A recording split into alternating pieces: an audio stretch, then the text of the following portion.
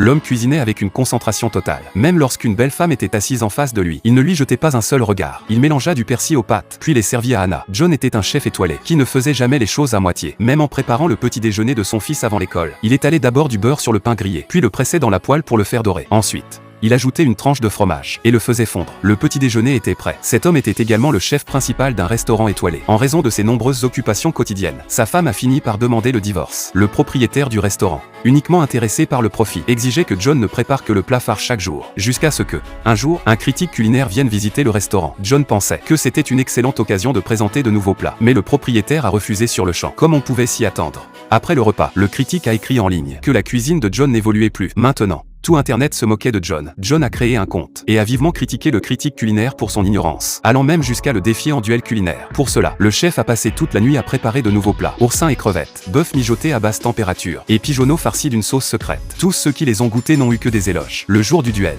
John avait préparé les nouveaux plats et était prêt à se battre. Mais le propriétaire lui a ordonné de ne préparer que le plat phare. Cette fois, John a refusé de céder et a démissionné furieux pour rentrer chez lui. Pendant ce temps, au restaurant, le critique culinaire, apprenant l'absence de John, a de nouveau raillé son absence de courage en ligne. En voyant cela, John, fou de rage, est entré directement dans le restaurant et a vivement critiqué le critique culinaire. Quelques jours plus tard, John avait non seulement perdu son emploi, mais la vidéo de sa colère était devenue virale sur Internet. Aucun restaurant ne voulait plus l'embaucher. Un jour, son ex-femme l'a invité à revenir à la campagne pour s'occuper ensemble de leur fils. Arrivé là-bas, John a accepté. Son ex-femme a mentionné que son nouveau mari était un homme d'affaires riche et qu'il avait un food truck inutilisé, suggérant à John d'essayer de le gérer. Alors il est allé voir le mari de son ex-femme. Celui-ci l'a raillé et a mis beaucoup de temps à lui donner le food truck. Le véhicule semblait avoir été fraîchement sorti de terre, dans un état pitoyable. John n'avait pas d'autre choix que de le rénover. Père et fils ont nettoyé le food truck ensemble. Après avoir travaillé longtemps, le fils, dégoûté par l'odeur de poisson pourri du congélateur, a fait grève. John, furieux, a pensé que son fils était trop délicat. Ils ont eu une grosse dispute,